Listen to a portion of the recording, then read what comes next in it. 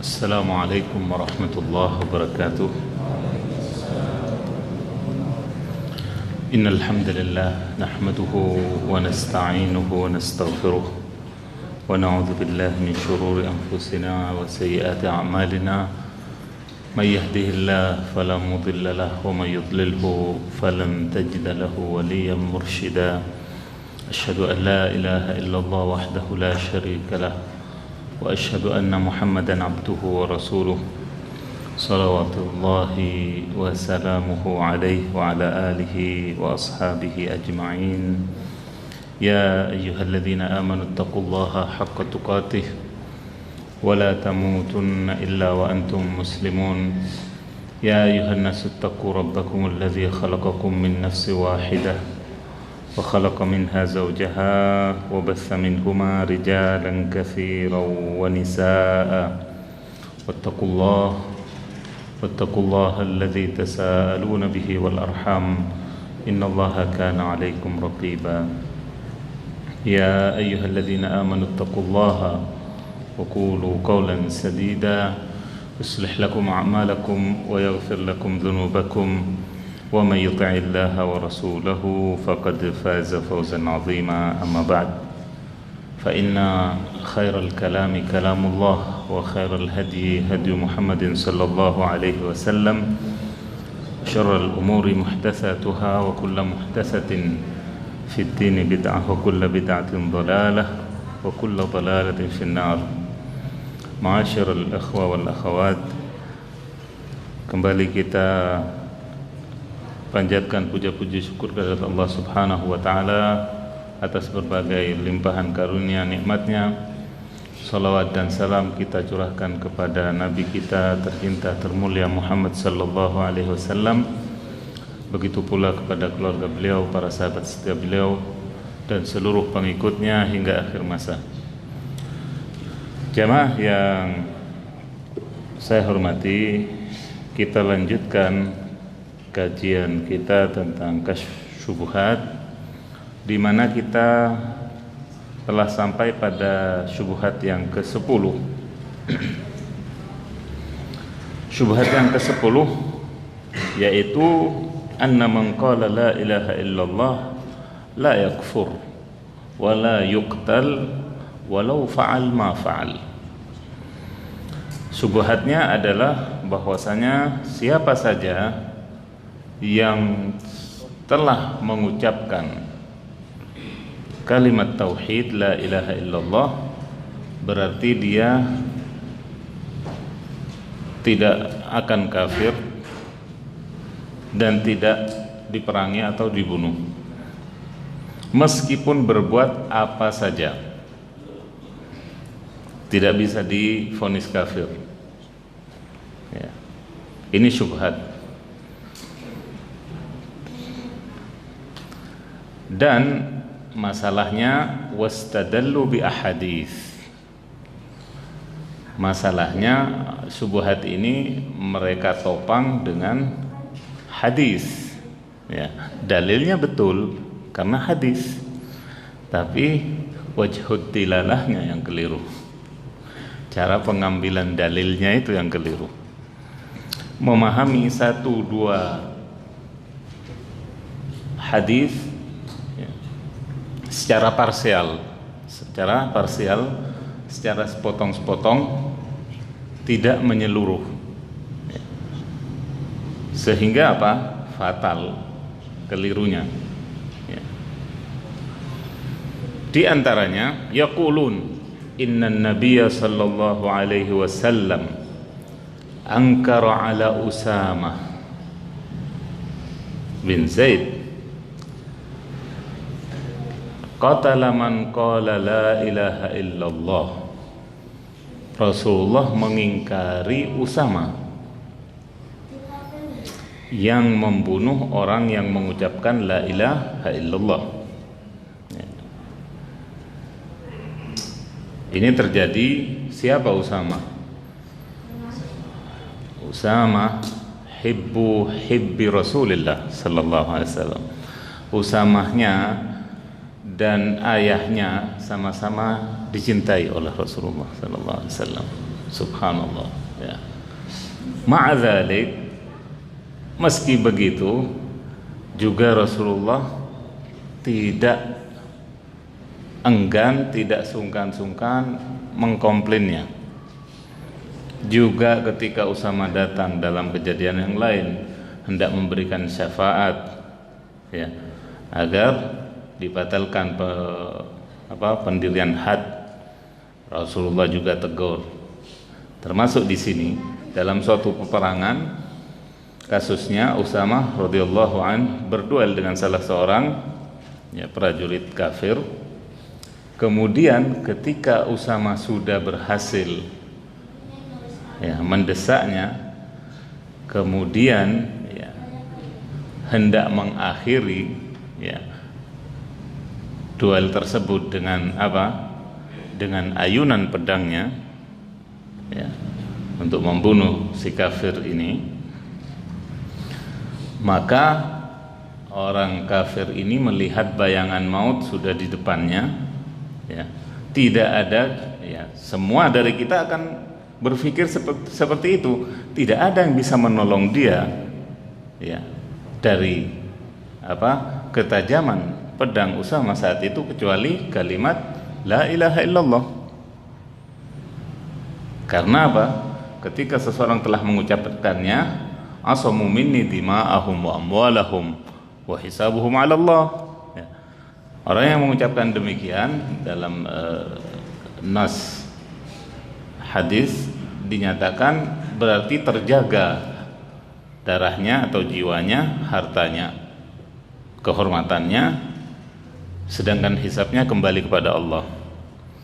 Tapi, ya, secara zahir, secara yang tampak, ya, 90% ke atas atau, ya, al-ghalib, bahwasanya orang ini mengucapkan kalimat itu kira-kira dari hatinya atau karena cari selamat. Semua dari kita akan mengatakan cari selamat. Berarti Usama ijtihadnya sebenarnya sah-sah saja, ya, sepintas. Akan tetapi meski demikian Rasulullah sallallahu alaihi wasallam menyayangkan dan menyalahkan Usama dengan, ya, ungkapan beliau, aqataltahu ba'dama qala la ilaha illallah. Ya. Apakah engkau membunuhnya wahai Usama? Ya. Jadi kejadian ini dilaporkan oleh sahabat yang lain kepada Rasulullah sallallahu alaihi wasallam. Begitu sampai kepada Rasulullah, kemudian Rasulullah memanggil Usama, ya. Setelah Usama berada di hadapan beliau, kemudian beliau menanyakannya, kemudian mengkomplain dengan kalimat ini, apakah engkau membunuhnya sesudah orang ini mengatakan la ilaha illallah? Nah, menurut syubhat tadi yang ke-10 ini, berarti orang yang mengatakan la ilaha illallah apapun keadaannya tidak boleh dikafirkan, tidak boleh dibunuh. Nah, ini dalilnya, pendalilannya. Baik, bukan cuma itu saja, juga hadis yang lain. Ini syubhat, ya, karena tidak mempelajari kasusnya secara utuh. Nanti akan ada perinciannya. Dalil yang kedua yang mereka pakai, umirtu an uqatilan nas hatta yaqulu la ilaha illallah. Seperti hadis yang saya sebutkan tadi. Aku diperintahkan untuk memerangi manusia sampai mereka mengucapkan la ilaha illallah. Kalau sudah mereka mengucapkannya, berarti terjagalah jiwa, harta, darah dan kehormatan mereka. Sedangkan hisabnya fa hisabuhum wa hisabuhum 'ala Allah. Hisab mereka kembali kepada Allah. Dan hadis-hadis yang lain juga masih ada fil kaffi amman qalaha, yaitu menahan diri terhadap orang yang mengucapkannya, artinya tidak mengganggunya dan memperlakukannya sebagai seorang muslim. Ini pendalilan mereka. Wa muradu haula'il jahala, ya. Dan intinya dari subuhat mereka, orang-orang yang jahil, kata Syekh Muhammad di sini, bahwasanya setiap orang yang mengucapkan la ilaha illallah tidak boleh divonis kafir, tidak boleh dibunuh meskipun berbuat apa saja. Ya.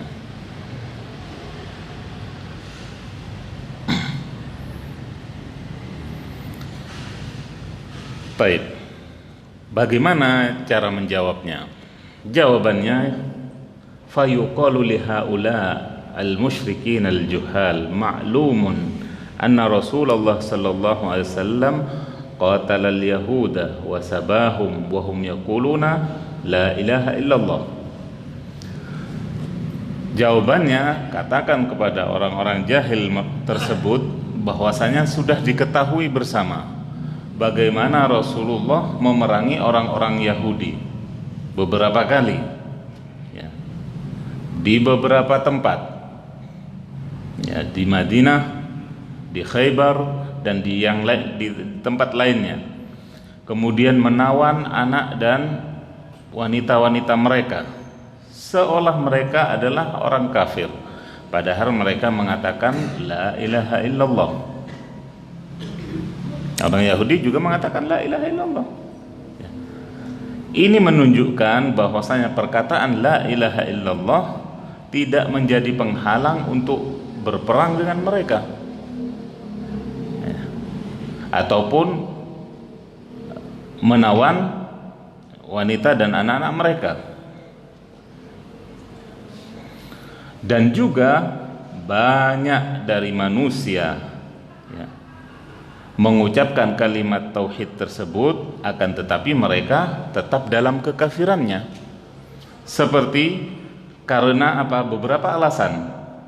Mengucapkannya tanpa ilmu, tidak tahu la ilaha illallah itu harus dengan ilmu, dengan yakin, ya kan, dengan ikatan-ikatan. Sedangkan mereka mengucapkannya sekedar saja. Saya dulu punya teman SMA orang Katolik, tapi karena tetangganya sering selamatan, akhirnya Yasin juga dia hafal. Apakah kemudian memasukkan dia menjadi Muslim? Tidak, karena dia mengucapkannya hanya seperti burung beo, ya, yang merekam apa yang didengar kemudian diucapkan tanpa tahu artinya. Begitu pula kalau seperti sekarang, orang yang mengucapkannya tanpa ilmu pula. Seperti yang mungkin pernah saya singgung, bagaimana, ya, film Umar Mukhtar misalnya. Umar Mukhtar ini ya seperti pejuang Libya, Muslim, mujahid, seorang guru ngaji, mujahid yang memerangi orang-orang Itali yang menjajah Libya. Difilmkan, pemainnya itu orang Kristen. Dalam adegannya dia sujud, dia apa, ya kan, berbagai ritual Muslim. Lantas apakah memasukkan dia menjadi Muslim? Nah, dia disuruh apa saja mau, karena apa? Fulus. Karena dibayar, bukan karena keyakinan, bukan karena ilmu. Mengucapkan la ilaha illallah di waktu mau digantung. Saya waktu itu SD nonton film. Ya, mengucapkannya ketika hendak digantung Umar Mukhtar, karena berperan sebagai Umar Mukhtar, dia mengucapkan la ilaha illallah. Apakah lantas menjadikannya menjadi Muslim? Tidak, karena dia mengucapkannya bukan karena ilmu. Awil amal bihi, juga tidak mengamalkan konsekuensinya, menjauhi kesyirikan, kemudian juga melaksanakan rukun-rukun Islam yang lainnya, mulai sholat, puasa, zakat, haji, dan seterusnya. Makanannya yang halal dan thayyibah, menjauhi khamr, dan seterusnya. Konsekuensi itu mereka tidak tahu, ya. Awujud ma yunafiha, atau adanya penghalang dari masuknya seseorang hanya dengan pengucapan saja kalimat tauhid tersebut. Maka pengucapan kalimat ini harus disertai beberapa catatan. Syarat diantaranya tentunya yang paling utama memahami maknanya, artinya, dan mengamalkan konsekuensinya. Itu yang paling minimal standarnya, bisa dikatakan kemudian menjadi muslim. Itu bantahan yang pertama. Yang kedua, wa anna ashab Rasulillah sallallahu alaihi wasallam qatalu bani Hanifah wa hum yashhaduna an la ilaha illallah wa anna Muhammadan Rasulullah wa yusallun wa yad'una al-Islam bahwasanya para sahabat Rasulullah sallallahu alaihi wasallam yang dipelopori oleh Abu Bakar As-Siddiq memerangi Bani Hanifah. Siapa Bani Hanifah? Yang menolak membayar zakat. Taib. Mereka bersyahadat. Mereka bahkan juga bukan cuma salat berjamaah. Meski demikian, mereka juga bangga dengan predikat Islam. Meski demikian, tidak menghalangi para sahabat untuk memerangi mereka. Bahkan menawan anak dan wanita mereka, karena mereka meruntuhkan satu bagian dari rukun Islam. Meskipun banyak rukun Islam yang lainnya mereka tegakkan. Mereka divonis kafir oleh sahabat, makanya diperangi. Wa kadzalika, kemudian bantahan yang ketiga dari syubhat ke-10 ini, wa kadzalika alladzina harraqahum Ali bin Abi Thalib radhiyallahu an. Begitu pula orang yang atau kelompok yang Ali bin Abi Thalib radhiyallahu anhu bakar hidup-hidup. Oh, luar biasa. Ya.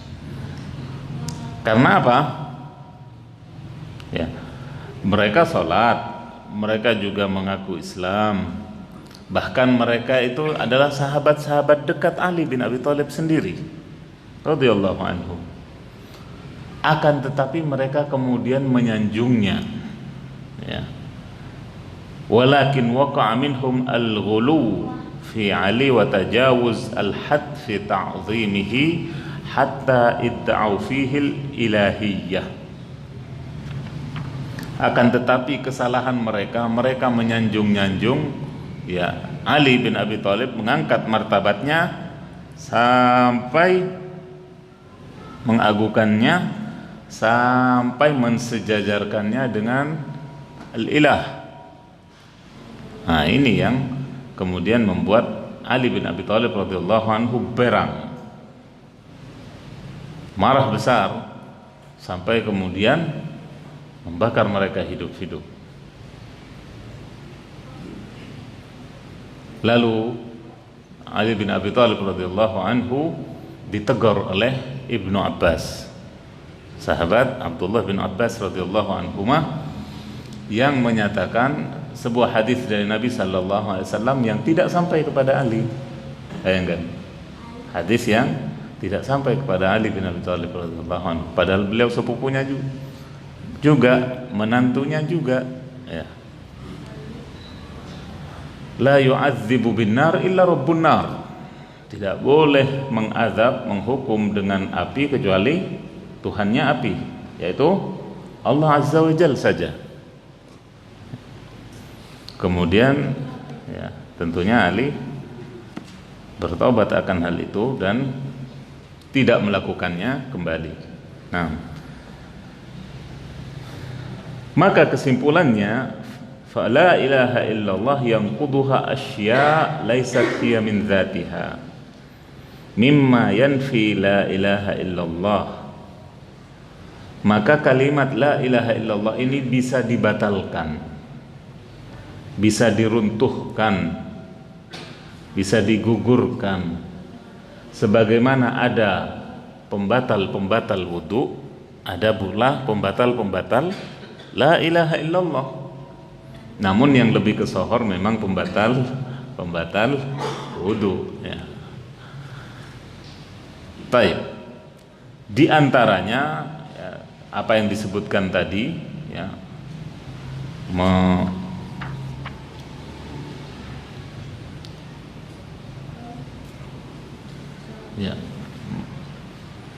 menolak salah satu rukun Islam, masabbatur rasul, atau menghina, melecehkan Rasul sallallahu alaihi wasallam dengan ucapan, dengan tulisan, dengan gambar, ya, dan lain-lain. Itu adalah juga penggugur kalimat tauhid ini. Wa ramyu azwajihi bil ifk, juga mengganggu keluarga Rasul, ya, istri-istri beliau, ya, terutama yang dibidik misalnya Aisyah radhiyallahu anha oleh kaum Syiah, ya, itu menyebabkan mereka kufur, ya.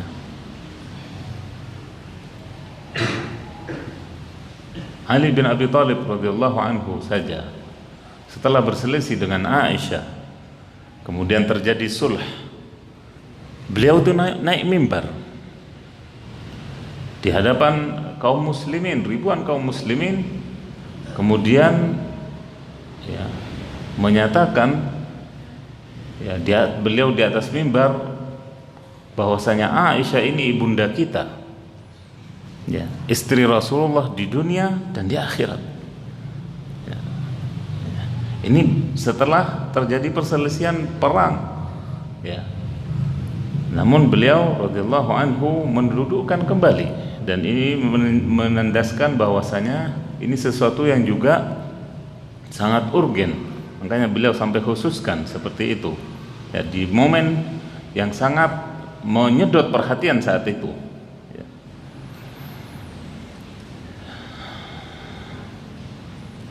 Bahkan, ya, di sini yang ditandaskan oleh pensyarah bahwasanya ketika kalimat tauhid ini menjadi gugur atau menjadi batal, keadaan orangnya itu akan lebih parah dari sebelumnya, karena dia akan hukumnya seperti orang murtad, ya, seperti orang yang keluar dari Islam. Maka orang kafir yang tulen lebih lunak, ya, hukumnya daripada orang yang muslim kemudian keluar dari Islam. Di antara, ya, hukum yang tegas misalnya hartanya itu menjadi fai, hartanya menjadi milik Baitul Mal kaum muslimin, ya. Itu hukumnya orang yang murtad, ya. Hartanya disita oleh pemimpin kaum muslimin. Ini bagian dari taghlidz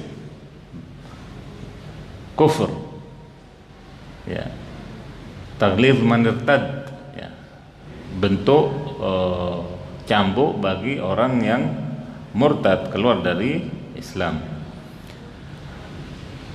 Kemudian di sini pensyarah muallif rahimahullah melanjutkan, wa haula'il jahala muqirruna anna man ankara al-ba'tsa kafar wa qutil walau qala la ilaha illallah. Orang yang punya syubhat tadi, yang menyatakan bahwasanya kalimat la ilaha illallah itu tidak bisa dibatalkan, bahwasanya tidak boleh dibunuh, tidak boleh diperangi, dengan kejahilannya mereka juga tetapi meyakini kalau orang yang tidak percaya akan akhirat itu kafir, ya. Katanya tadi orang yang mengucapkan la ilaha illallah apapun keadaannya, amalannya tidak kafir. Tapi kalau ada orang mengatakan tidak beriman kepada hari akhir, kepada hari kiamat, itu kafir, kata mereka, dan dibunuh meskipun mengucapkan la ilaha illallah. Begitu pula orang yang mengingkari ya, rukun-rukun Islam juga kafir dan diperangi meskipun mengucapkan kalimat tauhid. Lalu bagaimana mereka nyatakan ya, seseorang bisa kafir dengan rukun-rukun Islamnya, mengingkari sebagian rukun-rukun Islam, lalu mereka membiarkan orang yang mengingkari tauhid itu sendiri sebagai kepala atau asas daripada agama para rasul.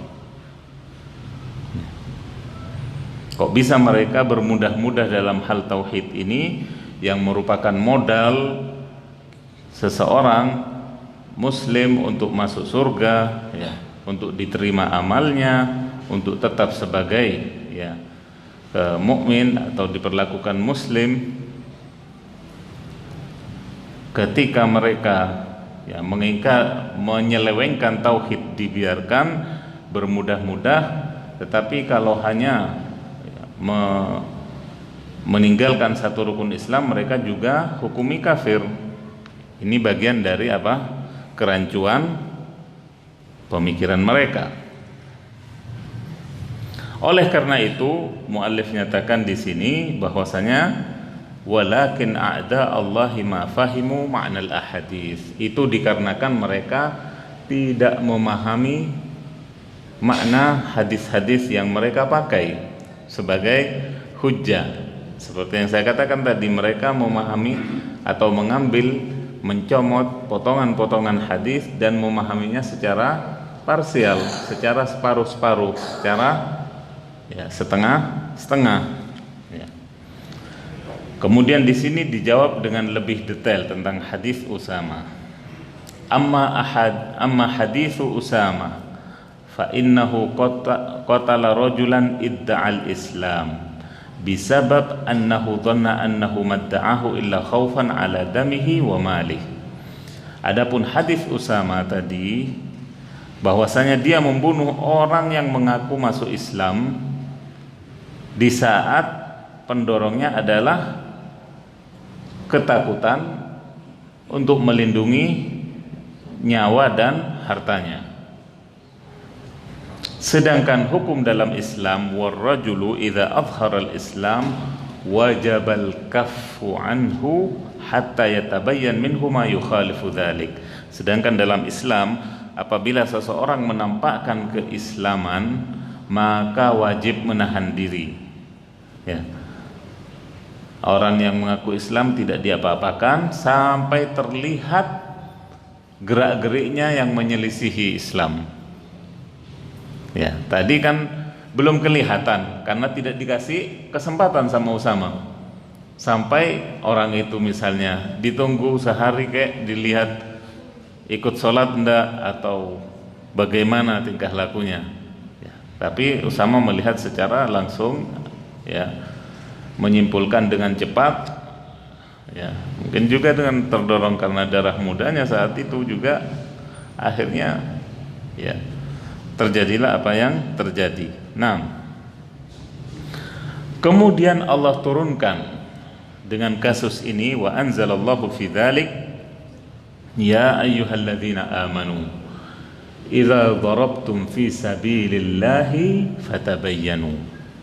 Wahai orang-orang yang beriman, apabila kalian berjihad di jalan Allah ya, maka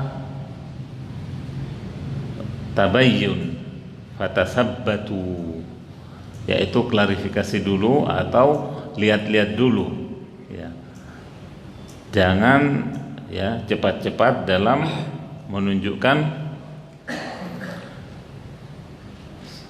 atau membuat kesimpulan sehingga nantinya terjadi apa yang tidak diharapkan. Tadullu ala annahu yajibul kaf'anhu wa tathabbut ya, fatabayyanu, kata Allah, maka tahan diri dulu ya.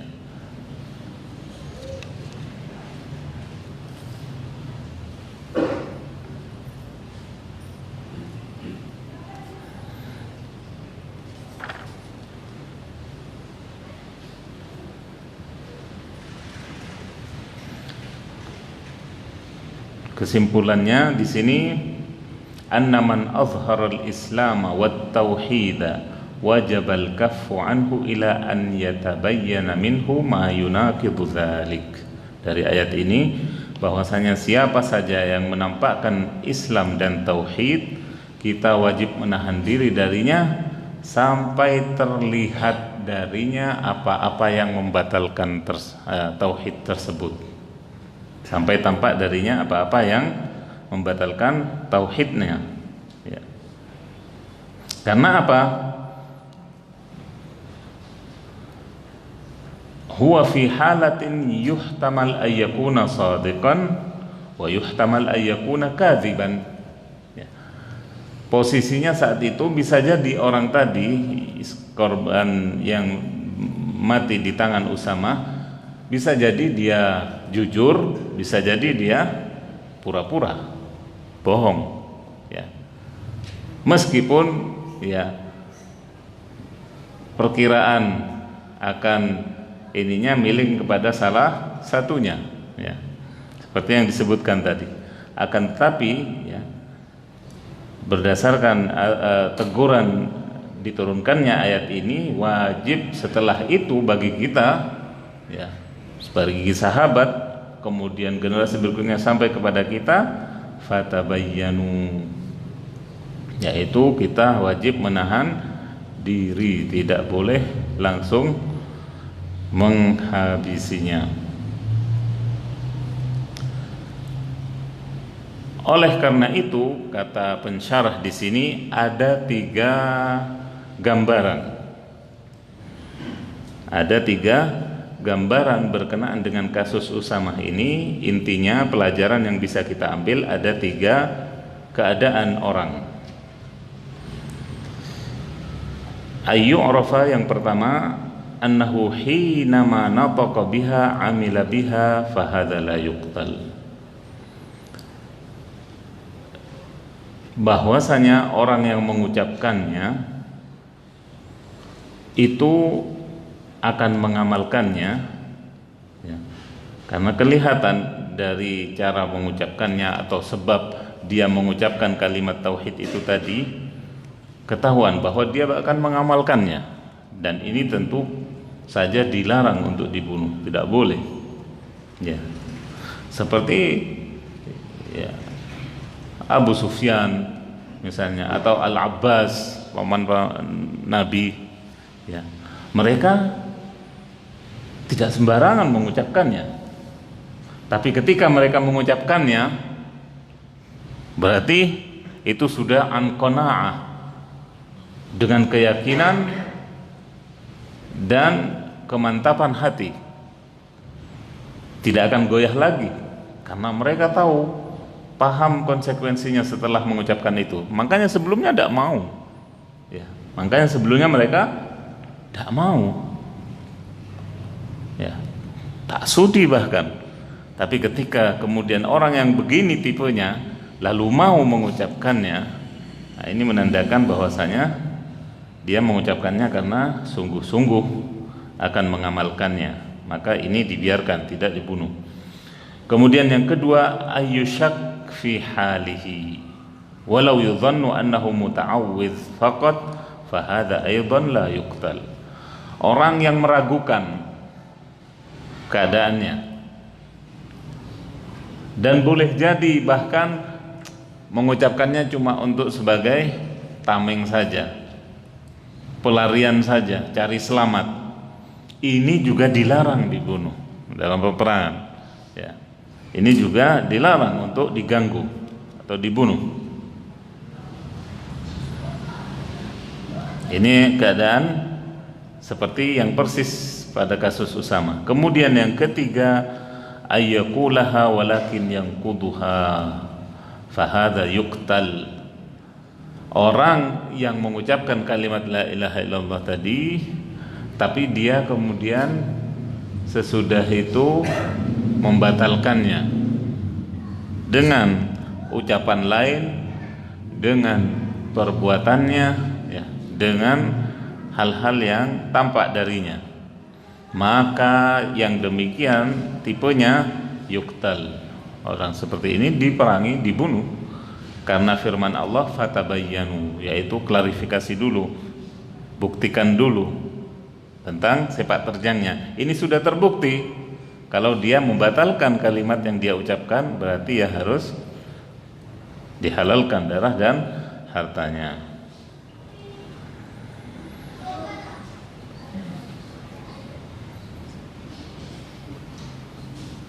Jadi maksudnya fatabayyanu, yaitu tahanlah diri kalian, bukan kemudian secara mutlak dibiarkan begitu saja. Tidak dilihat sesudah itu apa, ya, apa yang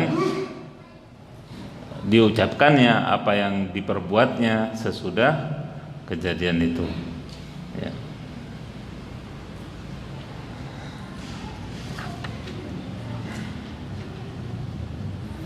Kemudian dalil berikutnya, jawaban atas syubhat yang ke-10, kembali yang keempat berarti ini kira-kira jawaban yang keempat, bahwasanya Rasulullah yang bersabda, yang dipakai dalilnya tentang apa? Teguran beliau kepada Usama, kemudian tentang perintah Allah agar beliau memerangi manusia hingga mengucapkan la ilaha illallah. Beliau pula yang bersabda tentang Khawarij, aynama laqitumuhum faqtuluhum la in adraktuhum la aqtulannahum qatla 'ad. Kata Rasulullah, beliau pula yang bersabda. Jadi mereka dengan apa? Dengan hadis Usama tadi, dengan hadis perintah apa? Memerangi manusia sampai mengucapkan la ilaha illallah, mereka menafikan adanya apa? Pembatalan kalimat tauhid. Ini Rasulullah di kesempatan lain bersabda tentang Khawarij. Khawarij, tahu Anda Khawarij, ya. Mereka murid-muridnya sahabat juga. Bahkan ada di antara mereka yang ya tadinya lurus, ya, keimanannya. Bahkan ya as-sahaba yahqiruna salatahum indahum, para sahabat kalau ngukur-ngukur salat saya sama salat si fulan yang khariji, yang termasuk Khawarij, mereka meremehkan salat saya kok sedikit dibanding si fulan ini, ya. Meski demikian Rasulullah menyatakan, dimanapun kalian menemui orang yang tipenya seperti ini, yaitu Khawarij, maka perangi mereka, maka bunuh mereka. Sungguh andai aku ya menemui mereka, kata Rasulullah, tentu aku akan memerangi mereka, ya. Tentu aku sendiri akan memerangi mereka, kata beliau, ma'a kaunihim min aktsarin nasi ibadatan wa tahlilan. Padahal orang-orang Khawarij itu dikenal karena banyaknya ibadah mereka, banyaknya zikir mereka, tahlil mereka. Sahabat tadi merasa minder bila berkaca dengan ibadah salat mereka. Mereka juga bacaannya, Qur'annya luar biasa, ya. Falam tanfa'uhum la ilaha illallah wala kasratul ibadah wala iddi'a'il islam lamma zahara minhum mukhalafatasy syari'ah. Akan tetapi semua itu nilai-nilai plus yang mereka punya, ya, ibadahnya, ya, zikirnya dan sebagainya tadi, kalimat tauhidnya juga tidak memberi manfaat kepada mereka ketika mereka menampakkan penyelisihannya terhadap syariat. Satu syariat yang diselisihi, ya, maka kemudian menjadi kafir dengan itu mereka. Menjadi kafir, ya. Makanya di sini dibutuhkan sekali lagi pemahaman yang komprehensif, yang menyeluruh dalam, ya, mengumpulkan nas-nas atau ya, ayat dan hadis yang menerangkan tentang perkara-perkara ya, agama, terutama yang berkaitan dengan akidah ini, agar apa? Agar tidak timbul syubhat-syubhat semacam ini ketika mengambil, mencomot, bahkan satu hadis diambil ujungnya saja atau diambil tengahnya saja ya, di copy paste ya. Ini yang kemudian menimbulkan syubhat, menimbulkan sesuatu yang fatal ya dalam akidah terutama. Wallahu a'la wa a'lam ya. Waktu juga yang membatasi kita, Allahul musta'an. Saya kira akan sampai kepada syubhat berikutnya, ternyata masih berputar di sini. Baik, insyaallah kita lanjutkan pada pertemuan mendatang. Adapun soal-soal juga nanti saya kumpulkan, dan mungkin di sela-sela ini akan terjawab, di sela-sela dars kita mungkin akan terjawab ya. Kita akhiri dengan doa kafaratul majlis. Subhanakallahumma wa bihamdik, asyhadu an la ilaha illa anta, astaghfiruka wa atubu ilaik. Assalamualaikum warahmatullahi wabarakatuh.